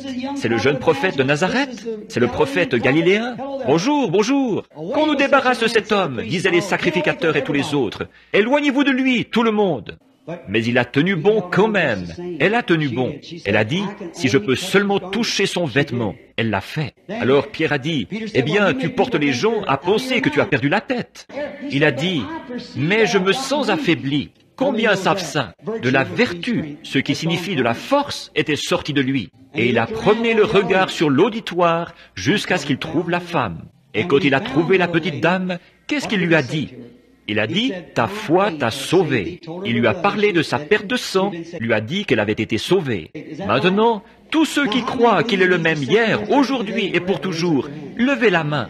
Combien croient que ceci est la vérité? Dans Hébreux 3, il est dit que maintenant même, il est un souverain sacrificateur qui peut compatir à nos infirmités. Combien savent ça? Eh bien, s'il est le même hier, aujourd'hui et pour toujours, seulement, il n'est pas sous forme physique. Quand il reviendra comme ça, le temps sera terminé. Il emmènera l'Église avec lui. Mais il est ici sous la forme du Saint-Esprit pour rentrer en moi et en vous et accomplir ces mêmes œuvres. Il a dit dans Jean 14, 12, « Celui qui croit en moi fera aussi les œuvres que je fais. » Et si la parole est en nous, et que nous disons la vérité, et que c'est bien la parole qu'il a promise pour aujourd'hui, alors la parole de Dieu n'est-elle pas plus tranchante qu'une épée à deux tranchants, et elle juge les sentiments et les pensées du cœur? La Bible dit-elle cela? N'est-ce pas que tous les prophètes pouvaient discerner les pensées dans l'esprit des gens? Pas vrai? Pourquoi? C'était la parole qui était en eux, la parole de Dieu pour ce jour-là.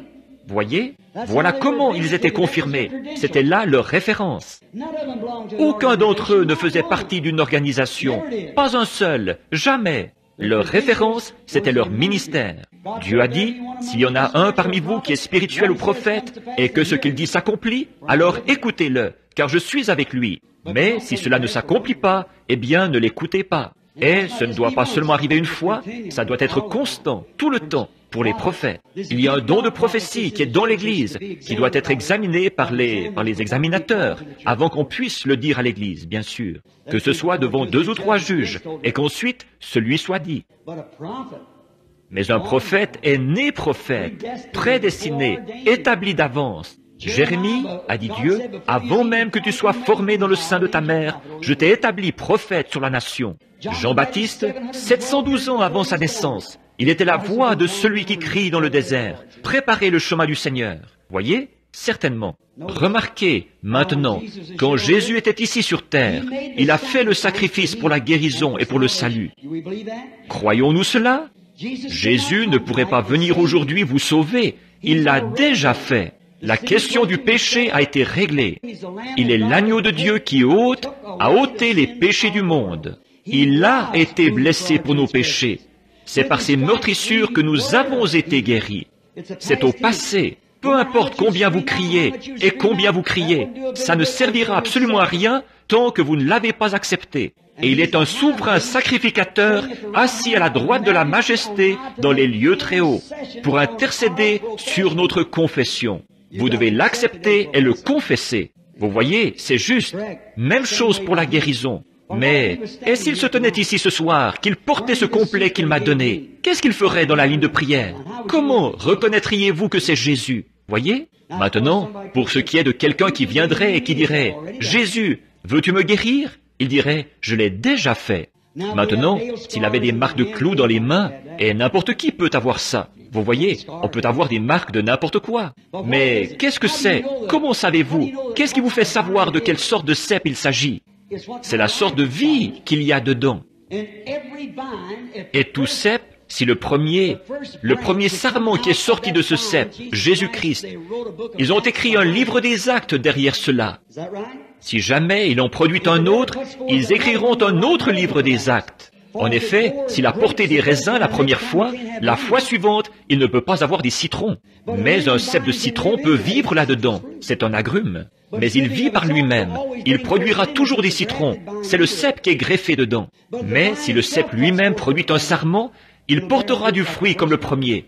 Parce que ce sera la vie qui est en Jésus-Christ qui sera dans ce cep. C'est vrai. Jésus a dit, « Celui qui croit en moi fera aussi les œuvres que je fais. » Maintenant, s'il était ici, on le reconnaîtrait à sa vie et aux choses qu'il a promises pour cet âge-ci. Combien d'entre vous étaient ici hier soir? Faites voir votre main. Pratiquement tout le monde, je suppose. Très bien. Maintenant, il y a des gens, tous ceux qui sont dans cette ligne, pour autant que je sache, me sont parfaitement inconnus.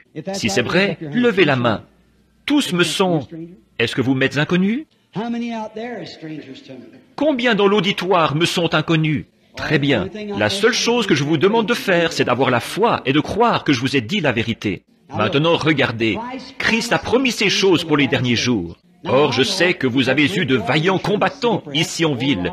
Peut-être Oral Roberts et, comme Feu Jacko et ces grands hommes de foi. Ils ont fait leur temps.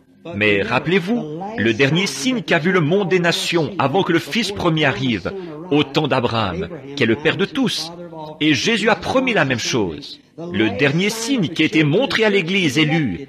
Maintenant, rappelez-vous, il y en avait un. 2 sont descendus prêcher à Sodome. Ils n'ont jamais montré ce signe. Pas plus qu'aujourd'hui. Mais à l'Église, appelée à sortir, le signe a été montré. Et de même, Jésus a prophétisé que ce serait la même chose. Vous voyez? Dieu manifesté dans la chair. Vous voyez? Discernant les pensées qui sont dans le cœur.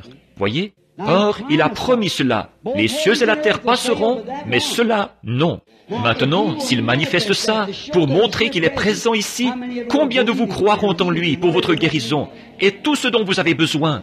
Maintenant, Seigneur Jésus, maintenant, c'est à toi, Père. Quelle que soit ta volonté, qu'elle soit faite. Je suis ton serviteur. Ceux-ci sont tous tes serviteurs, ou beaucoup d'entre eux ici. Que ceux qui ne sont pas tes serviteurs, par ta présence, sachant que peut-être avant le matin, ils devront se retrouver devant ta face. Maintenant, tu peux leur sourire par la grâce, mais alors, tu seras leur juge. Que Jésus vienne parmi nous ce soir, qu'il en soit ainsi, Seigneur, et qu'il accomplisse et qu'il fasse ce qu'il a fait avant sa crucifixion. Ce sera pour nous une assurance, face à toutes les religions païennes, que notre Sauveur n'est pas mort, mais qu'il est ressuscité des morts.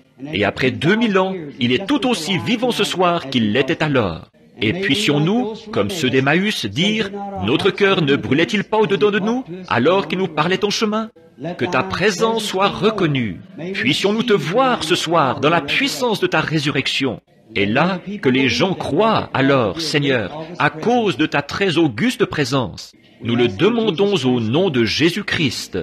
Amen. Maintenant, je prends chaque esprit. Chacun de vous est un esprit. Rappelez-vous, moi, vous ne m'avez jamais vu. Vous voyez cette vieille carcasse usée, ici, qui déclare cette voix. Or, cette voix, ou bien elle vient de Dieu, ou bien elle ne vient pas de lui, tout comme la vôtre. Cette voix est seulement enveloppée dans cette carcasse, qu'un jour j'échangerai contre une nouvelle, qui ne vieillira pas.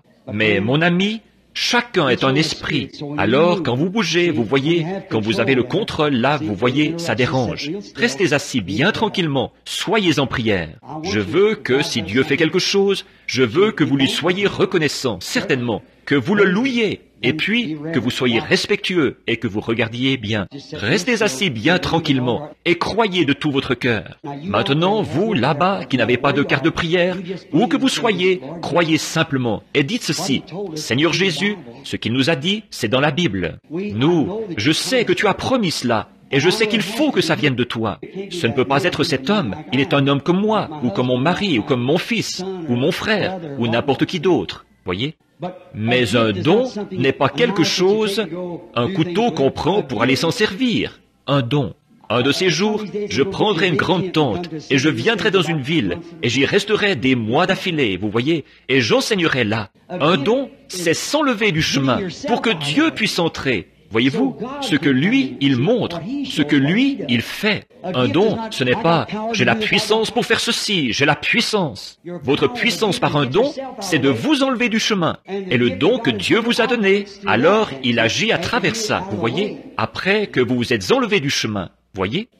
Or, je ne peux pas le forcer à me dire quoi que ce soit. Il faut que ce soit lui qui le fasse. Maintenant, pour gagner du temps, je suis vraiment en retard. Mais venez ici, madame. Je veux que vous vous teniez juste ici. Je parlais il y a quelques instants d'une femme au puits. Vous étiez ici hier soir? Vous n'étiez pas ici. Avez-vous déjà été dans une des réunions? Jamais auparavant. C'est la première fois pour elle. Nous ne nous connaissons pas. Elle n'était même pas ici hier soir. Elle n'a jamais eu d'instruction là-dessus. Rien d'autre que de se tenir ici. Maintenant, nous sommes là. Vous vous rappelez l'histoire de la femme au puits? C'était un paysage qui ressemblait un peu à celui-ci, là, et l'homme et la femme se rencontraient pour la première fois de leur vie. Or, cette femme était dans la honte. Elle avait été mariée trop de fois. Elle vivait avec un homme avec qui elle n'était pas mariée. Et c'était une chose très mauvaise. Et Jésus lui a parlé. Maintenant, vous vous souvenez, il a dit dans Jean 5, 19, « En vérité, je vous le dis, le Fils ne peut rien faire de lui-même, mais ce qu'il voit faire au Père, le Fils le fait pareillement. » Par conséquent, Jésus n'a jamais accompli quoi que ce soit sans l'avoir d'abord vu en vision. Sinon, il a dit quelque chose de faux, là. Le Fils ne fait rien sans l'avoir vu faire au Père premièrement. Pas l'avoir entendu le faire, l'avoir vu le faire. Alors le Père, il fallait qu'il passe par la Samarie. Il allait à Jéricho, mais il est monté en Samarie, la ville de Sichar. Et il a rencontré cette femme, et il s'est mis à lui parler jusqu'à ce qu'il trouve où était son problème. Alors, il lui a dit son problème, et rapidement, elle, même dans son état, elle a reconnu que c'était là le signe du Messie. Eh bien, si c'était lui hier, il serait le même aujourd'hui. S'il est le même hier, aujourd'hui et pour toujours. Pas vrai, auditoire? Voyez, maintenant nous nous rencontrons pour la première fois. Je ne suis pas lui et vous n'êtes pas elle, mais il est toujours Dieu. C'est vrai, vous voyez. Maintenant, si vous pouvez avoir la foi dans ce que je dis, dans la parole, je ne dirai jamais rien d'autre que ce qui est dans cette parole. Il peut faire des choses en dehors de cette parole, mais tant qu'il fait cela, alors je sais que c'est vrai. Vous voyez? Et là, vous ne me connaissez pas, je ne vous connais pas. Donc, si vous étiez malade, et que je vous impose les mains et que je crie, comme ce vaillant combattant, frère Roberts, ou certains de ceux-là, frère Allen, ou certains de ces hommes-là, qui vous imposent les mains et qui disent « Alléluia, le Seigneur vous guérit !» Ça c'est bien, croyez-le, et ça va marcher, voyez? Voyez, mais maintenant, et s'ils se tenaient ici et qu'ils disent quelque chose que vous avez fait, ou une raison pour laquelle vous êtes malade, ou quelque chose qui s'est passé au cours de votre vie, ou quelque chose que vous n'auriez pas dû faire. Oh, ça vous sauriez que ça devrait être vrai. Ce serait clair dans votre esprit alors. C'est vrai. Est-ce que ça le serait pour vous, là, dans l'auditoire? Or, de quoi est-ce que je parle à cette femme? Vous voyez, je n'ai pas continué ce message de ce soir. J'en étais à persévérer. Vous voyez, ça me remettrait dans la prédication. Et maintenant, je dois revenir au discernement, me détendre, mettre William Branham de côté. Combien ont déjà vu cette photo qui a été prise, ici, à Houston? Et vous, elle est ici, elle est là devant maintenant, vous voyez? Elle est là, suspendue juste à côté, entre moi et la femme, maintenant même. Elle est là, elle tournoie. Si la femme voulait en être témoin, elle sait que pendant les quelques dernières secondes, il y a eu quelque chose comme une sensation très douce. Si c'est vrai, levez la main.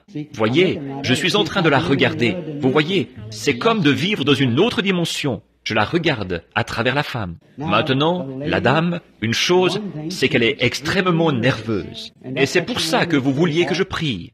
Et c'est bien naturel, parce qu'en ce moment, à cause de cette période de la vie que vous vivez, d'arriver à cet âge-là et tout, ça vous rend nerveuse. Autre chose, c'est que vous avez quelque chose dans le côté. C'est comme des petites poches d'air, qui se forment dans votre côté. Bien, est-ce que c'est vrai? Levez la main si... Voyez, là, vous voyez, voilà que cela revient encore. Quelqu'un qui dit, il a deviné. Je vais dire qui c'est un de ces jours, vous voyez, ne le faites pas. Vous ne pouvez pas vous cacher maintenant. Souvenez-vous, vous voyez, la parole, elle est ici, elle-même, pas moi, mon ami, je suis seulement votre frère. Mais la parole est ici. Tenez, elle est quelqu'un de bien. Voyons si j'ai deviné ça. Là, je ne sais pas ce que j'ai dit. Il faudra que ça passe par la bande pour que je le sache. Un instant, là. Oui, elle est nerveuse, ce qui est causé par une période, son âge et tout.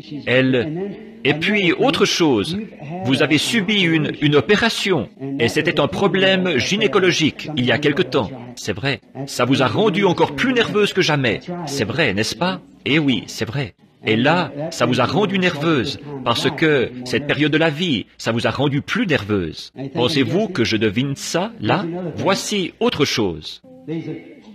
Il y a une fille avec vous, une petite fille. Elle est ici, elle a les oreillons. Pas vrai? Elle est assise là-bas. Il y a une femme, une autre femme, une de vos amies. Elle a une oppression mentale, nerveuse, en quelque sorte, et mentale. Pas vrai? Maintenant, quand vous retournerez, posez ce mouchoir sur elle. Les oreillons disparaîtront, elle s'en remettra, et vous serez guéri.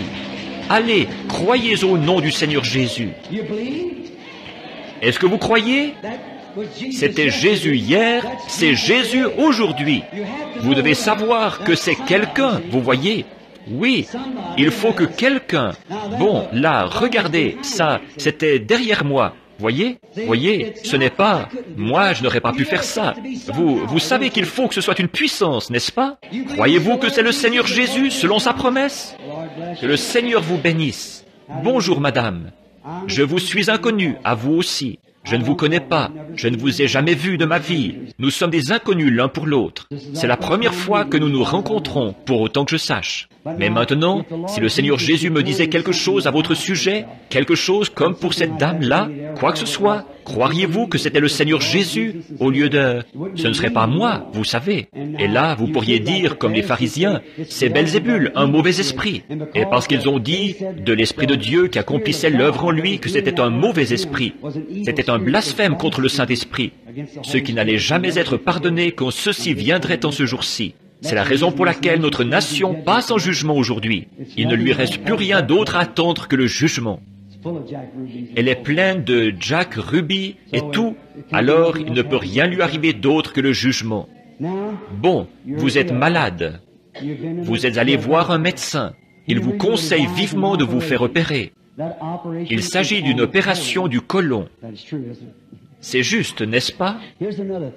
Voici autre chose. Côté spirituel, vous avez terriblement besoin.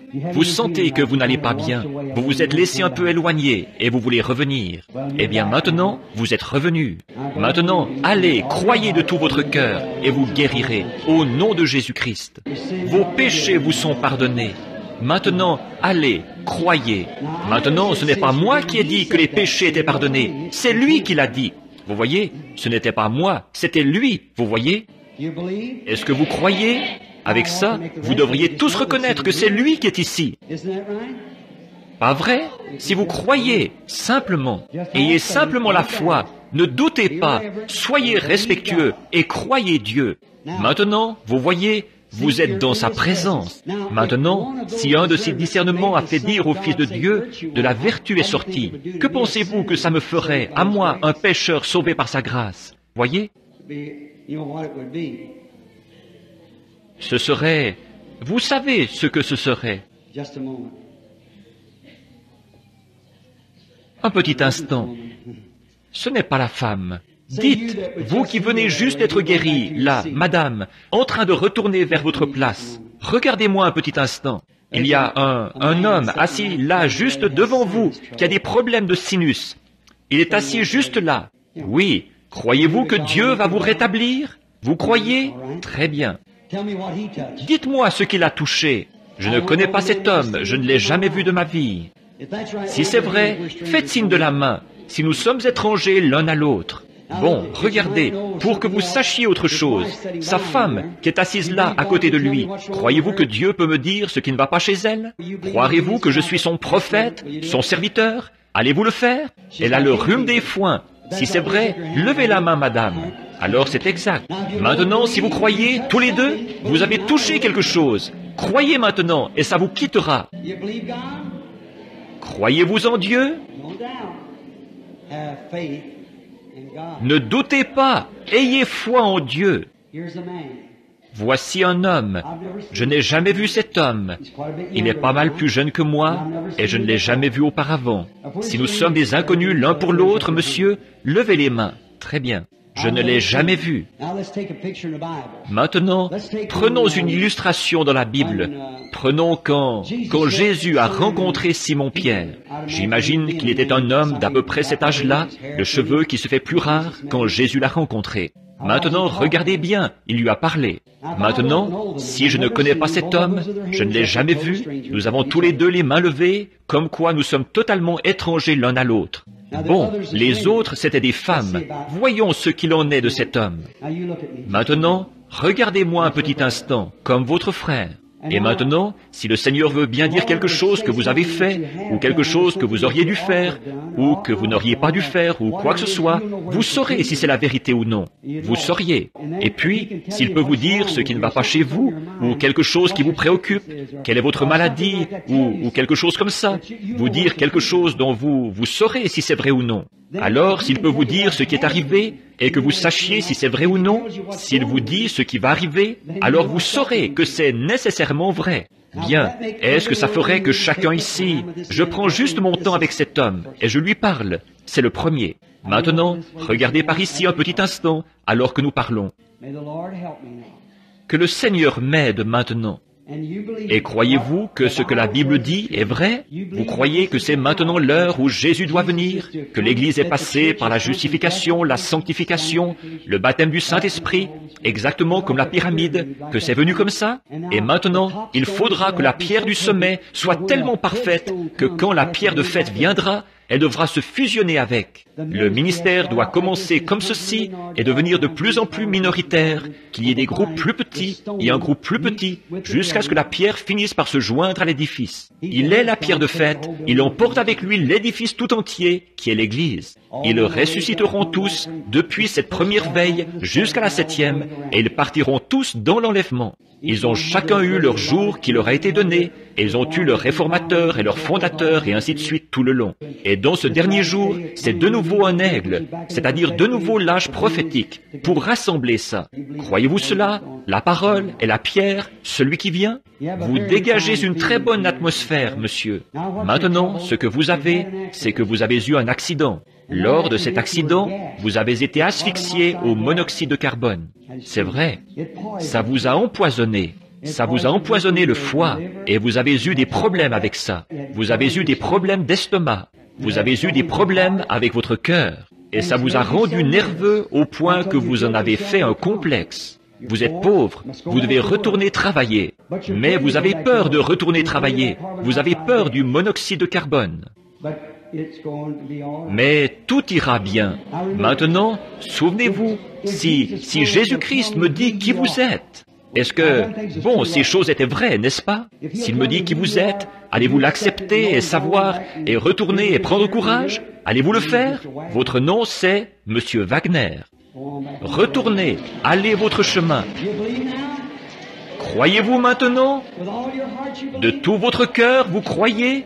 Si tu peux croire, tout est possible à ceux qui croient. Maintenant, croyez-vous que Dieu guérira ce problème gynécologique que vous avez?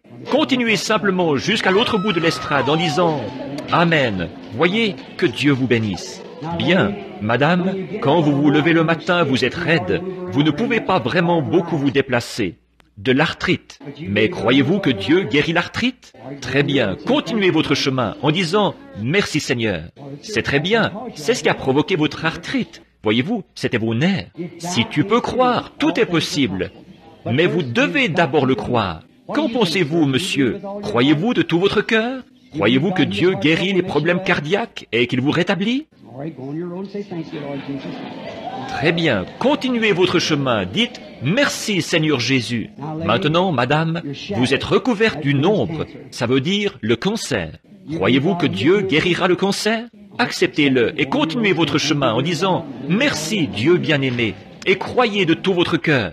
Dieu peut guérir les problèmes d'estomac ou n'importe quoi d'autre. Vous croyez cela? Très bien, continuez votre chemin et réjouissez-vous en disant « Merci, Seigneur Jésus. Croyez-vous que Dieu guérira votre problème gynécologique, cette perte? Très bien, continuez votre chemin en disant « Gloire au Seigneur ». Croyez de tout votre cœur. Croyez-vous que Dieu guérit les sinus et l'asthme et toutes ces choses-là, qu'il vous rétablit? Continuez votre chemin. Réjouissez-vous en disant « Merci, Dieu bien-aimé ».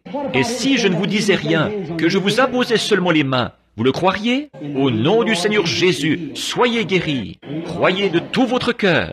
Venez, madame. Croyez-vous de tout votre cœur? État anémique et problème cardiaque. Croyez-vous que Dieu va vous rétablir? Si oui, continuez votre chemin. Dites « Merci Seigneur Jésus » et soyez rétablis. Très bien. Venez, madame. Croyez-vous que Dieu guérit le diabète et rétablit les diabétiques? Alors continuez votre chemin en disant « Merci ». Croyez de tout votre cœur. Vous voyez? Dieu guérit la nervosité et les problèmes d'estomac aussi. Croyez-vous qu'il vous rétablit? Continuez votre chemin en vous réjouissant. Mangez votre souper et prenez courage. Venez, un estomac nerveux aussi. Croyez-vous que Dieu va vous rétablir? Continuez votre chemin et mangez et soyez guéris. Croyez de tout votre cœur. Vous avez quelques palpitations cardiaques, mais ce qu'il y a aussi, c'est que vous avez comme de l'arthrite. Croyez-vous que Dieu va vous rétablir? Continuez votre chemin et réjouissez-vous et dites « Merci Seigneur ». Une nervosité gastrique qui a provoqué un ulcère à l'estomac et tout. Croyez-vous que Dieu va vous rétablir et vous guérir? Continuez votre chemin et dites « Merci Seigneur » et soyez guéris. Vous avez beaucoup de choses, un problème féminin. Une des choses graves chez vous, c'est une maladie de cœur. Trop autour de votre cœur. Croyez-vous que Dieu va vous rétablir? Continuez votre chemin et réjouissez-vous et dites « Merci Seigneur ». Croyez-vous que Dieu guérit l'arthrite? Continuez simplement à avancer et votre arthrite disparaîtra. Croyez-vous de tout votre cœur? Voyez, bien sûr que maintenant, certains d'entre vous là-bas dans l'auditoire, soyez respectueux, restez bien tranquille, croyez de tout votre cœur maintenant. Regardez par ici, croyez de tout votre cœur. Certains d'entre vous là-bas qui n'iront pas dans la ligne de prière. Ce petit garçon qui est assis tout près ici, le petit garçon potelé qui est assis juste là, ne voyez-vous pas cette lumière au-dessus de lui? Ce petit garçon souffre d'un problème de rein. Crois-tu que Dieu va guérir le problème de rein, mon garçon? Très bien. Mets-toi debout et dis « Je le crois et je l'accepte ». Très bien. Que Dieu te bénisse. Continue-t-on. Croyez-vous de tout votre cœur? Si tu peux croire, tout est possible. Et vous, qui venez juste de vous asseoir là, qui venez de vous avancer avec un petit garçon pour vous asseoir, croyez-vous, ce problème aux yeux, que Dieu va guérir votre problème aux yeux et vous rétablir? Vous le croyez? Très bien. Vous aussi, vous pouvez avoir votre guérison. Très bien. Vous vous êtes assis juste au bon moment. Amen. Continuez simplement. Ça va bien. C'est bon. Très bien. Amen. Très bien. La femme à côté de vous, là, sa tête la fait souffrir. Croyez-vous que Dieu va guérir vos maux de tête, madame? Très bien. Votre petite fille, là, souffre d'une affection mentale. C'est vrai, n'est-ce pas? Posez la main sur elle et croyez. Et elle aussi, elle se rétablira. Vous le croyez? L'autre dame, là, assise à côté, elle prie, juste à côté. Elle est là en train de prier à cause d'un foyer brisé. Est-ce vrai, madame? Levez la main. Croyez, et votre foyer sera rétabli. Ayez la foi. La dame assise à côté d'elle a un kyste. Croyez-vous que Dieu va guérir ce kyste, madame? Levez la main, acceptez-le. La dame assise à côté d'elle a des ennuis à la gorge. Croyez-vous que Dieu va guérir votre gorge, madame? Levez la main. Mais qu'est-ce que vous avez donc? Ne voyez-vous pas que Jésus-Christ? Mettons-nous debout. Levez-vous et acceptez Jésus comme votre guérisseur. Ô agneau de Dieu, au nom de Jésus-Christ, guéris chaque personne ici pour ta gloire.